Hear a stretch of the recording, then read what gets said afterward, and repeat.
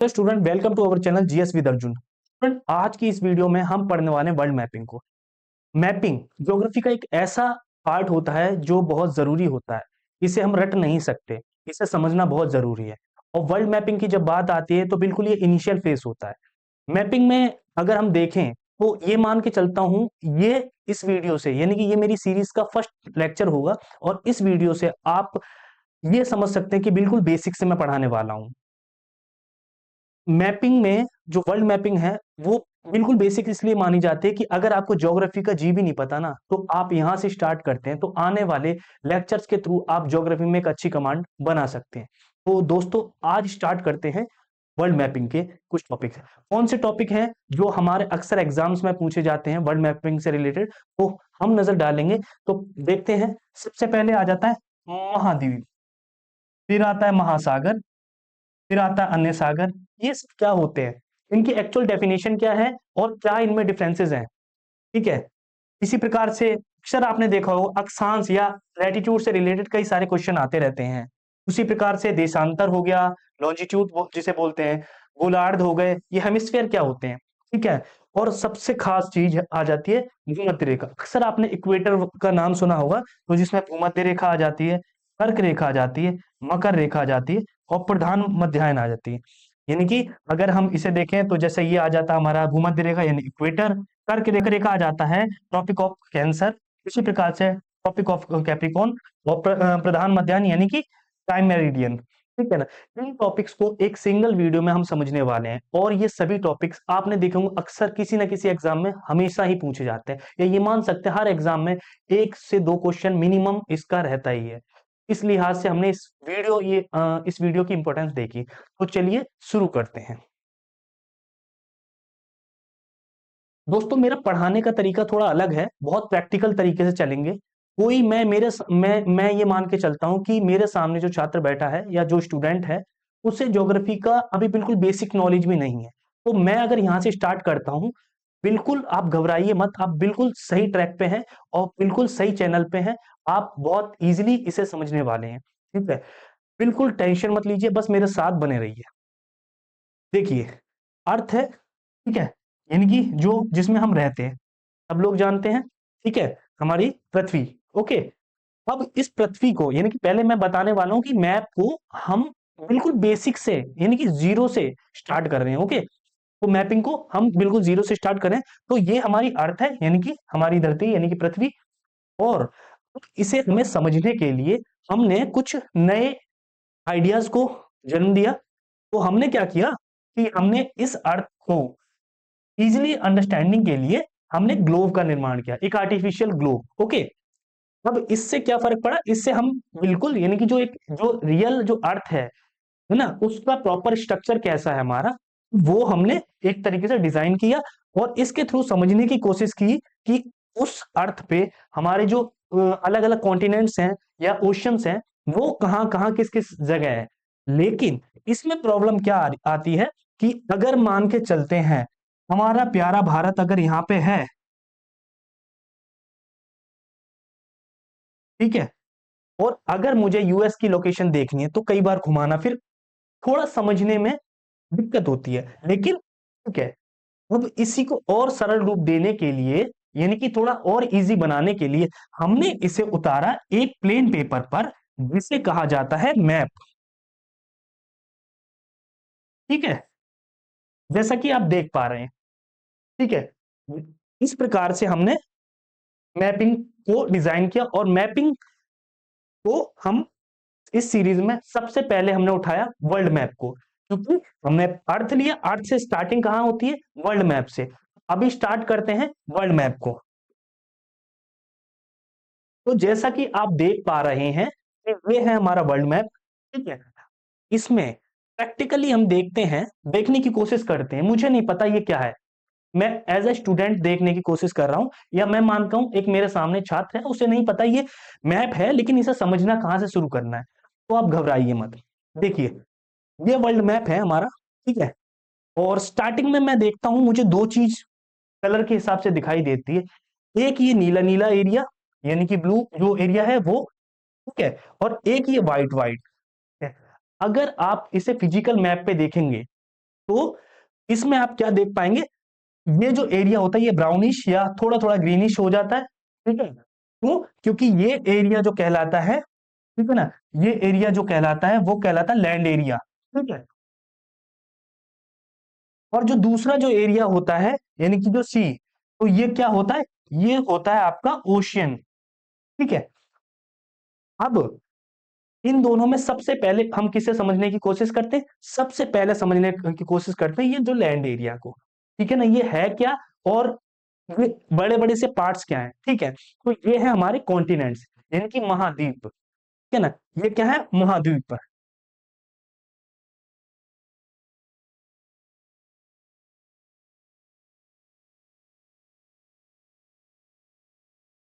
और इन महाद्वीप से रिलेटेड क्या क्या चीजें पूछी जा सकती है, तो हम उस पे नजर डालेंगे। तो अभी ये महाद्वीप है, इन महाद्वीप में सबसे पहला आपका बनता है ये महाद्वीप होता क्या है, मतलब अगर इसके एक डेफिनेशन में हम जानना चाहिए महाद्वीप होते क्या है, तो मैं बताना चाहूंगा ऐसा बड़ा कोई भूखंड जो चारों तरफ से समुद्र से घिरा हुआ है, तो उसे महाद्वीप कहते हैं, ठीक है। यानी कि ऐसा बड़ा भूखंड जो चारों तरफ से समुद्र से घिरा हो उसे महाद्वीप कहते हैं, ठीक है? जैसा कि आप देख पा रहे हैं, तो ये क्या है, महाद्वीप। और इसी के पैरेलल एक वर्ड और आता है द्वीप। द्वीप क्या होते हैं, द्वीप होते हैं छोटे से भूखंड होते हैं जो चारों तरफ से समुद्र से घिरे होते हैं। एग्जाम्पल के तौर पे अगर हम देखें तो छोटे छोटे से द्वीप आ जाते हैं, जैसे श्रीलंका हो गया एक द्वीप आ जाता है, ठीक है ना, क्योंकि वो बॉर्डर से टच करता है, इसी प्रकार से ये आ जाता है, ठीक है ना, ऐसी कंट्री, ये सारे द्वीपी देश कहलाते हैं, ठीक है। तो आपने समझ लिया महाद्वीप क्या होता है, ठीक है, द्वीप क्या होता है। अब आ जाते हैं टोटल, ये महाद्वीप कितने हैं, टोटल कॉन्टिनेंट्स कितने हैं, तो इसका आंसर क्या है, टोटल जो कॉन्टिनेंट्स हैं वो है हमारे 7, ठीक है। आपके एग्जाम में ये क्वेश्चन पूछा जाता है कि how many continents are in world, ठीक है, तो वो कितने हैं, 7 है। और ये 7 कौन कौन से, हम एक बार इसे काउंट करते हैं, ओके।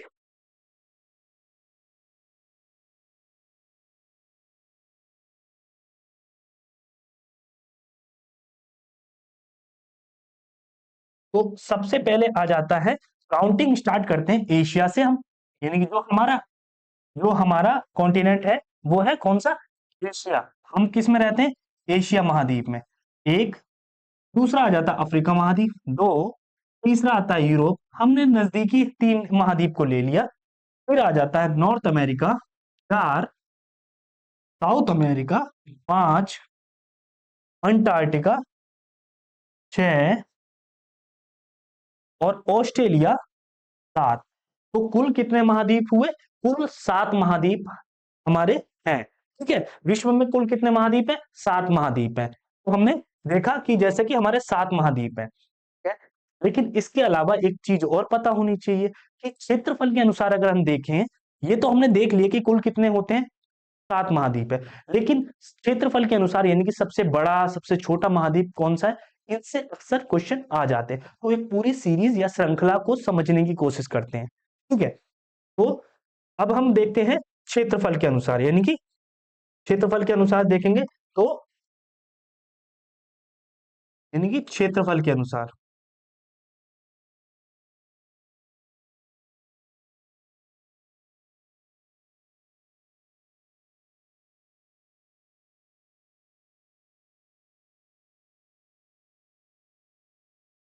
ठीक है।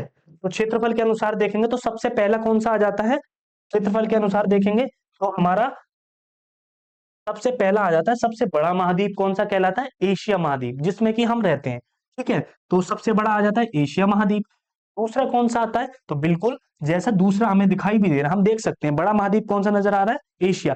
दूसरा बड़ा महाद्वीप कौन सा है, अफ्रीका, ठीक है। तीसरा महाद्वीप कौन सा है बड़ा, नॉर्थ अमेरिका। चौथा साउथ अमेरिका। पांचवा अंटार्कटिका। छठा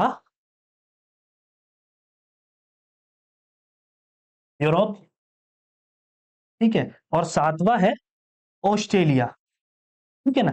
इस प्रकार से हमने क्षेत्रफल के अनुसार महाद्वीपों को समझा।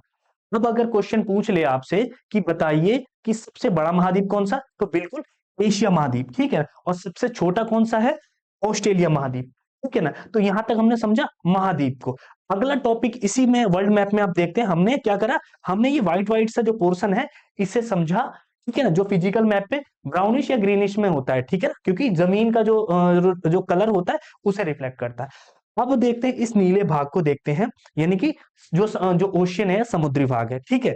इसमें अगर हम देखें तो ये क्या है, ये ओशियन है, ठीक है। तो अब इस ओशियन को समझने की कोशिश करते हैं।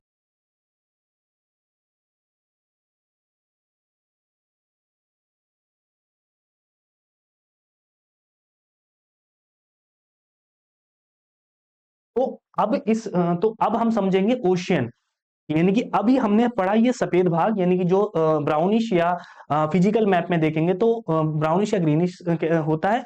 और जो ये नीला भाग है ये समुद्री भाग है, यानी कि ओशियन है, महासागर ये भाग, ठीक है ना। अभी हमने देख लिया महाद्वीपों को, कितने महाद्वीप है क्षेत्रफल के अनुसार उनकी संख्या या श्रृंखला। अब देखेंगे हम ये जो समुद्री भाग है, यानी कि जो महासागरीय भाग है, इसे समझेंगे। तो पहला प्रश्न इसमें महासागर में यही आता है कि कुल कितने महासागर हैं, ठीक है ना। तो हम लिखेंगे कि पहला जो क्वेश्चन हम समझेंगे इसमें, कुल कितने महासागर हैं, कुल महासागर,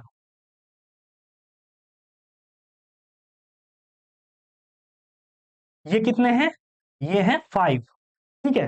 तो 5 कौन कौन से हैं, तो अब इसे देखेंगे। तो एक बार गिनती करते हैं। सबसे पहला स्टार्टिंग करते हैं, आप सभी ने सुना होगा पैसिफिक ओशियन, यानी कि प्रशांत महासागर। तो पहला नंबर हम इसे देते हैं, ठीक है ना। आप देखेंगे बहुत इजी है, हमने यहां से देखा पैसिफिक ओशियन, और उसके बाद दूसरा आ जाता है अंटार्कटिक ओशियन, देखिए 1 2, और तीसरा अंटार्कटिक ओशियन, और तीसरा आता है इंडियन ओशियन 3, ठीक है, ये 3 हो गए। अब आ जाता है दो वो रहते हैं, वो कौन कौन से हैं, 1 2 3, और चौथा आता है आर्कटिक ओशियन, और पांचवा आता है साउदर्न ओशियन, यानी कि ये आर्कटिक ओशियन और साउदर्न, और इसे क्या कहते हैं, इसे दक्षिणी महासागर भी कहते हैं, ठीक है। तो इस प्रकार से 5 हमारे महासागर हो गए, ठीक है। तो एक क्वेश्चन ये इसमें दूसरा ये भी बनता है कि बताइए क्षेत्रफल या गहराई के आधार पर कौन से महासागर हैं। तो अब देखेंगे हम किसके, क्षेत्रफल और गहराई के हिसाब से, ठीक है। तो वो उसमें अगर हम देखें तो कौन कौन से हैं, यानी कि क्षेत्रफल, गहराई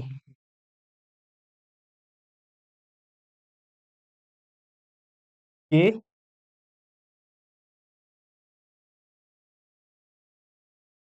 अनुसार महासागर। तो अब इसे हम देखने की कोशिश करें, तो शुरुआत करते हैं। सबसे बड़ा जो महासागर कौन सा कहलाता है, देखिए प्रशांत महासागर आपने पढ़ा होगा, ठीक है ना। वो कौन सा है, सबसे पहला जो महासागर है वो कौन सा है, प्रशांत महासागर, यानी कि पैसिफिक ओशियन, ठीक है ना। एरिया वाइज और इसकी गहराई के अकॉर्डिंग भी सबसे बड़ा महासागर है। आप देख भी सकते हैं, जैसे कि ये हमने देखा, और प्रशांत का कुछ भाग इधर देखते हैं और कुछ भाग इधर देखते हैं, ठीक है ना। मतलब ये जो है, अगर हमने मैप को, अगर ये अर्थ है, अर्थ को यूं खोल दिया मैप के रूप में, तो ये हिस्सा एक इधर आ जाता है और एक हिस्सा इधर आ जाता है, तो ये क्या है, पैसिफिक ओशियन, ओके। इस तरीके प्रशांत महासागर पहला हो जाता है, ठीक है ना।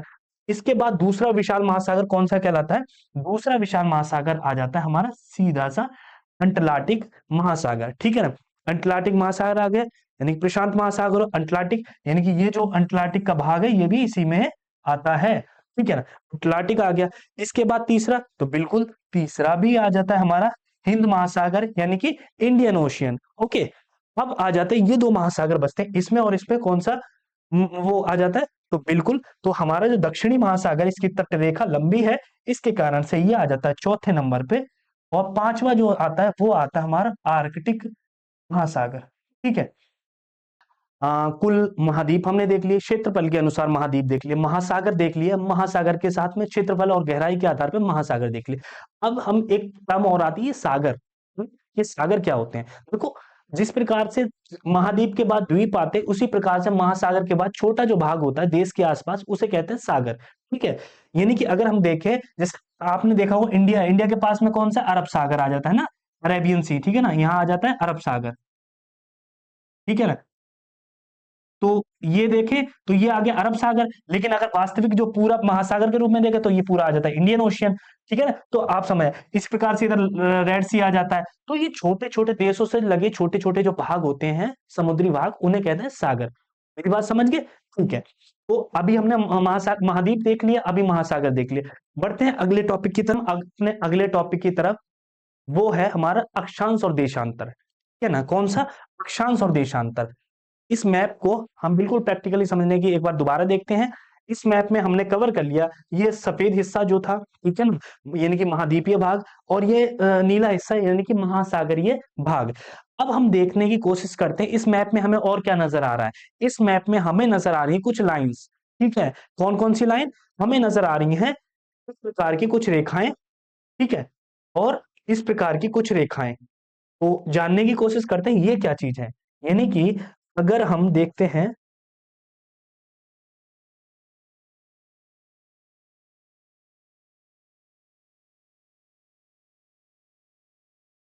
इसमें कुछ रेखाएं हैं, जैसे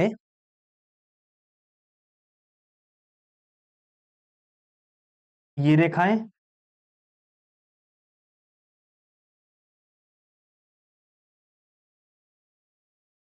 ये रेखाएं,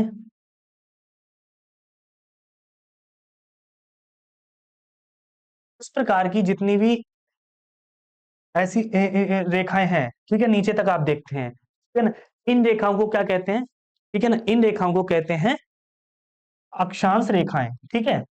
ये रेखाएं कौन सी कहलाती हैं? इस प्रकार की रेखाएं हम देखते हैं,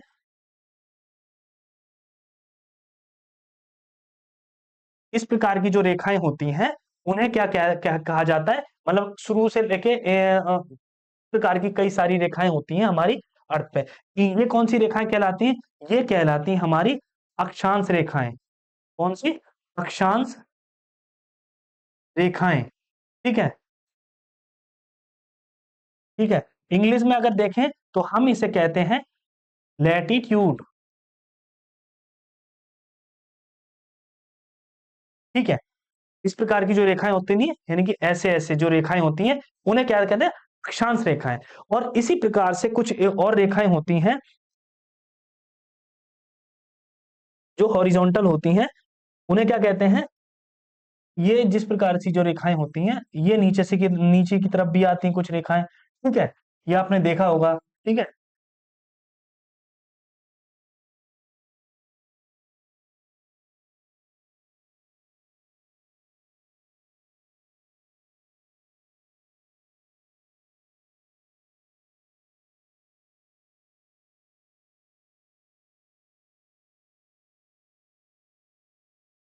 ऐसे ही कई सारी रेखाएं हैं, यहां से आप देख सकते हैं इस तरीके से ये रेखाएं, ठीक है।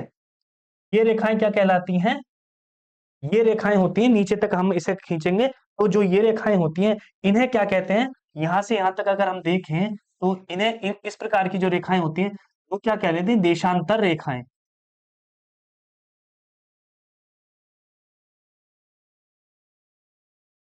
ठीक है। अगर हम देखें तो इसे क्या कहेंगे? लॉन्जिट्यूड, ठीक है। तो ये है देशांतर रेखाएं। तो आप समझ गए, यानी कि इस प्रकार की जो रेखाएं हैं वर्टिकल, उन्हें क्या कहते हैं? अक्षांश रेखाएं, यानी लैटिट्यूड, यानी कि लैटिट्यूड। और इस प्रकार की जो हॉरिजॉन्टल रेखाएं हैं उन्हें क्या कहते हैं? देशांतर रेखाएं, यानी कि लॉन्जिट्यूड, ठीक है। ये कॉन्सेप्ट समझ गए। अब आपको समझ में आ रहा होगा कि अक्षांश देशांतर रेखा, अक्सर अगर हम इंडिया की बात करते हैं, जब इंडिया का मैप की कैलकुलेशन करते हैं कि तो इंडिया का जो विस्तार है, यानी कि अगर वर्ल्ड मैप पे देखें इंडिया का कहाँ है, इंडिया की लोकेशन क्या है, एग्जैक्ट लोकेशन पता करनी हो तो 8.4, वो क्या कहला? उत्तरी अक्षांश, ठीक है ना। इसी प्रकार से वो किस लिए? ये अक्षांशों के आधार पर ही निर्धारित होता है, अक्षांश और देशांतर के आधार पे। अभी समझ में आ गया, ठीक है। इस कॉन्सेप्ट के बाद में तो हम बढ़ते हैं, हम और इसे गहराई से समझने की कोशिश करते हैं। तो आपने समझ लिया अक्षांश और देशांतर। अक्षांश और देशांतर को समझने के बाद अब हम कुछ इंपॉर्टेंट टर्म्स को देखेंगे। अब आपने ये देखा, इसके बाद हम देखते हैं कुछ महत्वपूर्ण रेखाएं जो अक्सर हमारी परीक्षाओं में पूछी जाती हैं। ठीक है, सबसे पहले आ जाता है इक्वेटर। ठीक है ना, इक्वेटर आ जाता है। ठीक है, अब ये क्या है, ये भी एक अक्षांश रेखाएं हैं, लेकिन कुछ महत्वपूर्ण अक्षांश रेखाएं मानी जाती हैं हमारे अर्थ पे। और याद रखना, ये कोई वास्तविक रेखाएं नहीं, ये केवल काल्पनिक रेखाएं हैं। काल्पनिक रेखाएं यानी कि इन्हें सिर्फ हम अपनी कुछ भौगोलिक परिस्थितियों के अनुसार अपनी समझ को आसान बनाने के लिए इन रेखाओं का प्रयोग करते हैं। ठीक है, मैं बताऊंगा कि इस रेखा को इक्वेटर क्यों कहा गया, भूमध्य रेखा क्यों कहा जाता है। ठीक है, इस प्रकार से कुछ महत्वपूर्ण रेखाओं पर विचार करने जा रहे हैं जो परीक्षा में बहुत ज्यादा पूछी जाती हैं। सबसे पहला आता है इक्वेटर, और इसे हम हिंदी में क्या कहते हैं, यानी कि भूमध्य रेखा। ठीक है, इसे हम कहते हैं भूमध्य रेखा।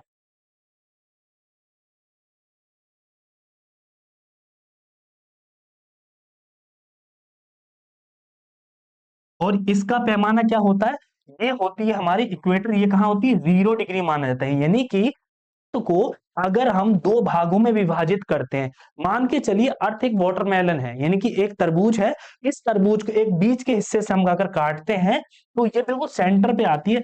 यानी कि सेंटर की ये वर्टिकल जो लाइन है वो कौन सी कहलाती है, वो इक्वेटर यानी कि भूमध्य रेखा कहलाती है। और यहां से हम क्या काउंट करते हैं, ये होती है 0 डिग्री। ठीक है ना, यहां से 0 डिग्री।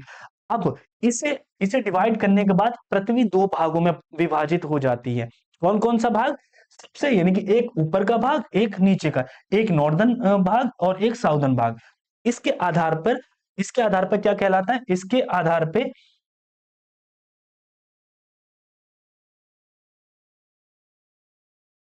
आधार पे हमें कुछ जरूरी, अब ये हमने देखा भूमध्य रेखा हो गई। इसके आधार पर पृथ्वी हमारी दो भागों में बट जाती है। ऊपरी जो हिस्सा कहलाता है, यहां से अगर हम देखते हैं, यहां तक देखते हैं, ये कौन सा होता है, ये कहलाता है नॉर्दर्न हेमिस्फीयर। ठीक है ना, ये क्या कहलाता है, नॉर्दर्न हेमिस्फीयर।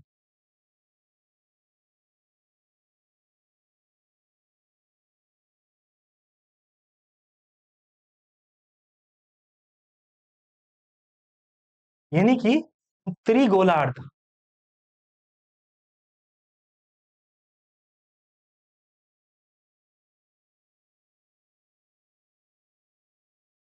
ये हिस्सा यहां से यहां तक क्या कहलाता है, उत्तरी गोलार्ध। यानी कि ये क्या है, उत्तरी गोलार्ध यानी कि नॉर्दर्न हेमिस्फीयर। ठीक है, और इसके नीचे का जो हिस्सा है वो कौन सा कहना है, साउदर्न हेमिस्फीयर। यानी कि ये जो हिस्सा जो है यहां से लेके यहां तक हम देखते हैं, तो ये हिस्सा क्या कहलाता है, ये कहलाता है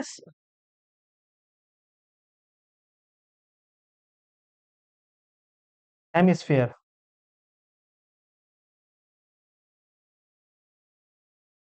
हिंदी में कहें तो दक्षिणी गोलार्ध।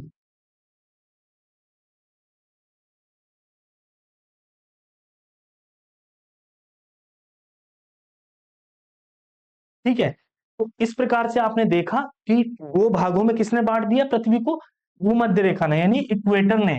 और इस प्रकार से, और एक और महत्वपूर्ण जो रेखा होती है, ये हमने एक अक्षांश रेखा ले ली थी, और अब हम लेने जा रहे हैं एक देशांतर रेखा। कौन सी, एक हॉरिजॉन्टल देशांतर रेखा। देशांतर रेखा ये हो जाती है और ये हॉरिजॉन्टल में आ जाती है। ये जो रेखा होती है ये भी 0 डिग्री पे आती है। कहां पे आती है, 0 डिग्री पे आती है। और इस रेखा को क्या कहते हैं, प्रधान मध्याह्न रेखा यानी कि प्राइम मेरिडियन। ठीक है ना, एक प्रकार से हमने देखा ऊपर का नीचे का हिस्सा डिवाइड हो गया, और इसके बिहाफ पे एक हिस्सा इधर का, एक हिस्सा इधर का डिवाइड हो जाता है। इसे क्या कहते हैं हम, इसे कहते हैं प्राइम मेरिडियन। ठीक है,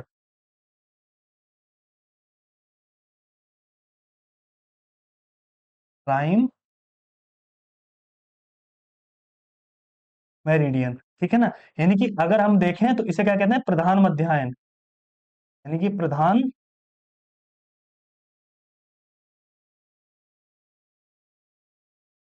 ठीक है, ये कहाँ होती है, ये भी 0 डिग्री पे होती है। ठीक है, इसे भी 0 डिग्री माना जाता है। और ये क्या करती है, जिस प्रकार से भूमध्य रेखा ने उत्तरी और दक्षिणी गोलार्ध को विभाजित किया, उसी प्रकार से 0 डिग्री ने पूर्वी गोलार्ध और पश्चिमी गोलार्ध को विभाजित किया। यानी कि ये जो हिस्सा है, ये हिस्सा क्या कहलाने लगता है, ये जो हिस्सा है यहां से अगर हम यहां तक देखें, ये हिस्सा यहां से लेके यहां तक का जो हिस्सा है, ये पूरा का पूरा भाग क्या कहलाने लगता है? ये कहलाने लगता है पूर्वी गोलार्ध।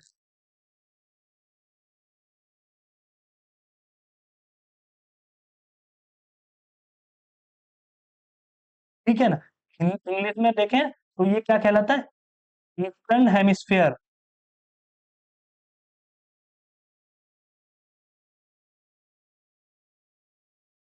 ठीक है।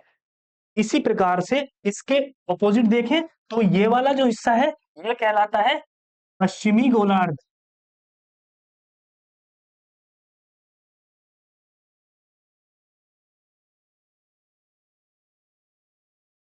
यानी कि वेस्टर्न हेमिस्फीयर।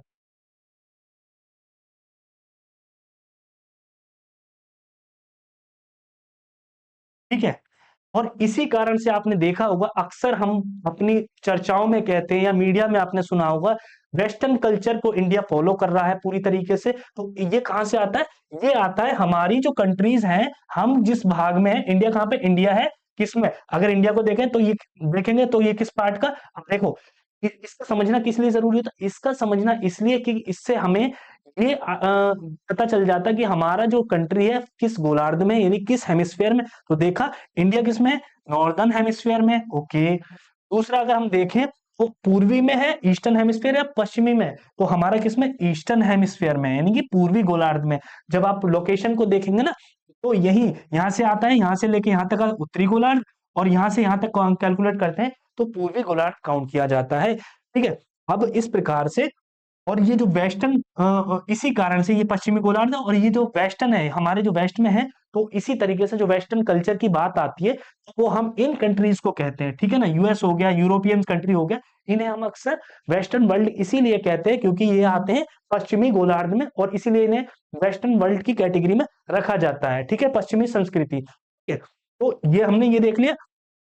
अब इसके अलावा हमने देख लिया, हेमिस्फीयर को समझ लिया। ठीक है, कौन कौन से हेमिस्फीयर होते हैं, इक्वेटर को समझ लिया, टाइम मेरिडियन को होता है। एक क्वेश्चन अक्सर ऊपर में पूछा जाता है, वो ये पूछा जाता है, ये जो हिस्सा है जहां इक्वेटर यानी 0 डिग्री ये और 0 डिग्री ये जहां ये मिलते हैं, ये कौन से स्थान पे मिलते हैं? इसे भी आप याद रखेंगे। ये कौन से स्थान पे मिलते हैं? ये मिलते हैं गल्फ ऑफ गिनी में। गल्फ ऑफ गिनी में, यानी कि गल्फ की खाड़ी में।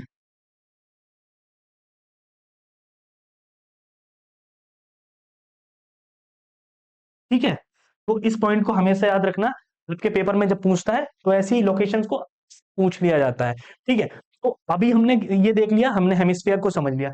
अब बात करते हैं कि इनकी इंपॉर्टेंस क्या है, ये अक्षांश और देशांतर को। सबसे पहले तो अक्षांश की मैं बताना चाहूंगा।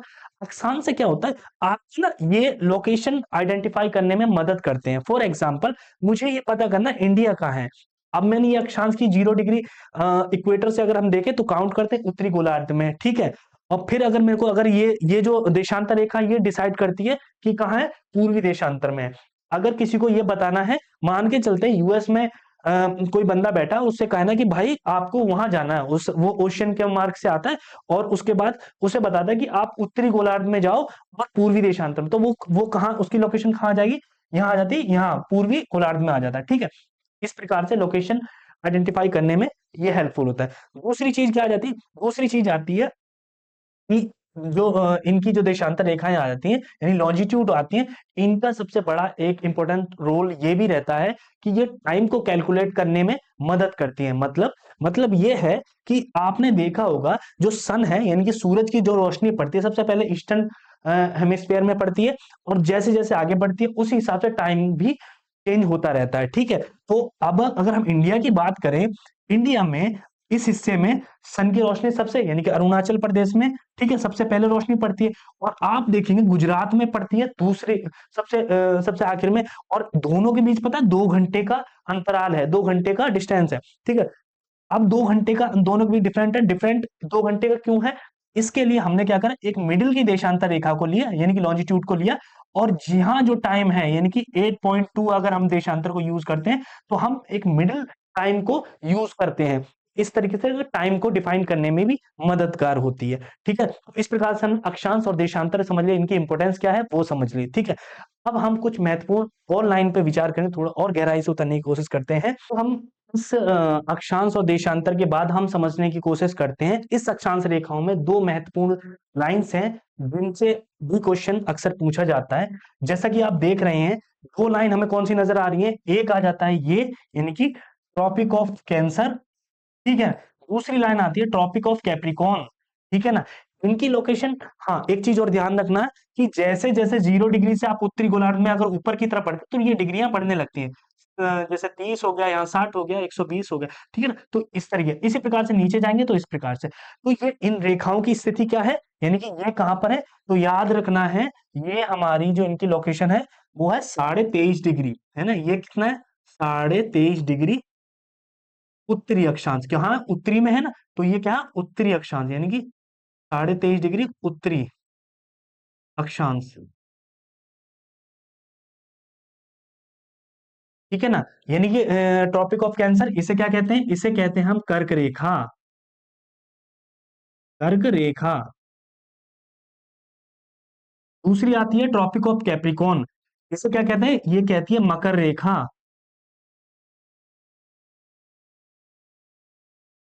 मकर रेखा। ठीक है, इसकी भी सेम पोजीशन है, यानी कि 23.5 डिग्री। ठीक है ना, 23.5 डिग्री ये उत्तरी था, और ये इक्वेटर से नीचे है, ये क्या कहलाएगा, दक्षिणी अक्षांश। ठीक है ना, दक्षिणी अक्षांश।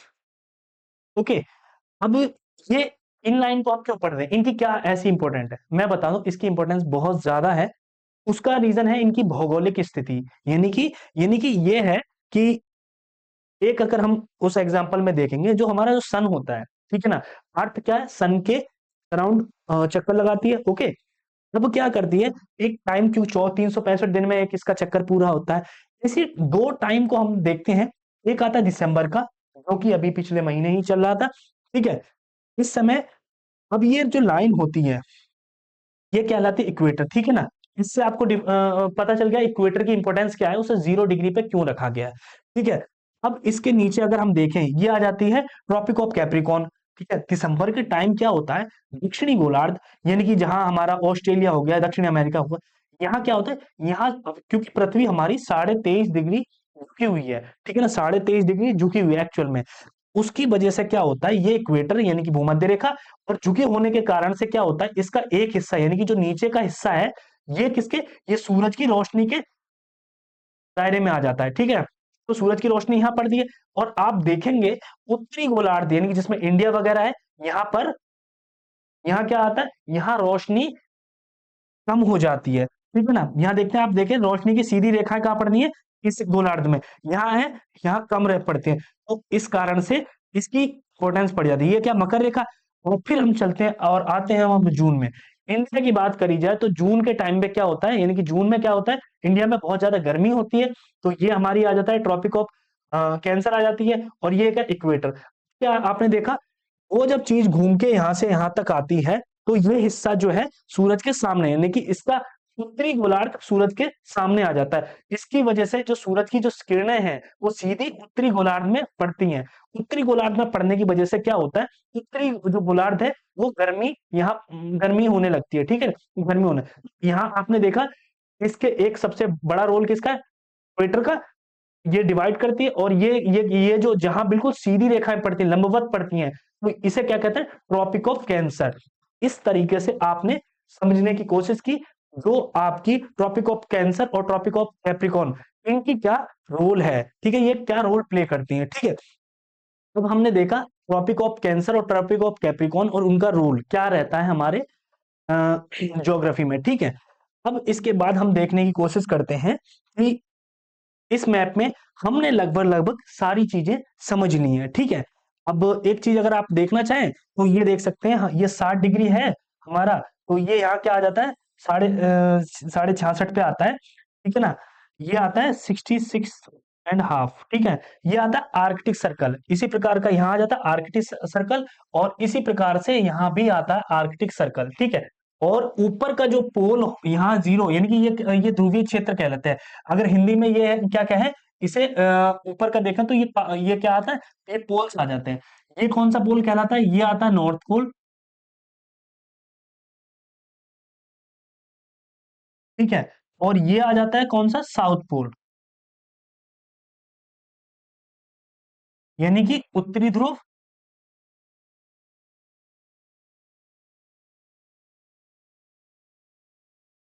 और दक्षिणी ध्रुव,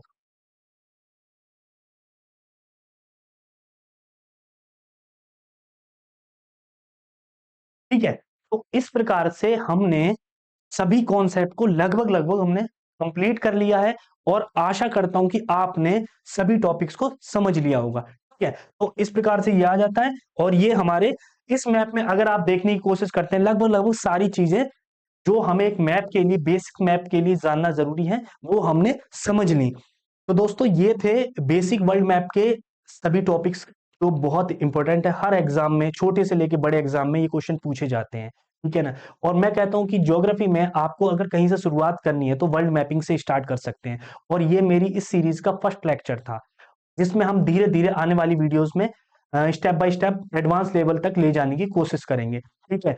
और ज्योग्राफी को समझने के लिए आपको जो मैप की नॉलेज होनी चाहिए, स्पेशली वर्ल्ड मैप की। जब तक आपको वर्ल्ड मैप नहीं लगेगा तो पता नहीं चलेगा आप किस कॉन्टिनेंट की बात करें। आप कोई सा भी ज्योग्राफी का कोई चैप्टर उठा के देख लिया, आपको वर्ल्ड मैपिंग से रिलेटेड आपसे ये पूछ लिया जाएगा कि उत्तरी गोलार्ध में ये है, दक्षिण गोलार्ध में ये है, उस कंट्री में पश्चिमी की देश ये है, पश्चिमी देश में आप पूछेंगे पश्चिमी देश कौन से हैं, ये पूर्वी देश कौन। इस तरीके से कर्क रेखा मकर रेखा।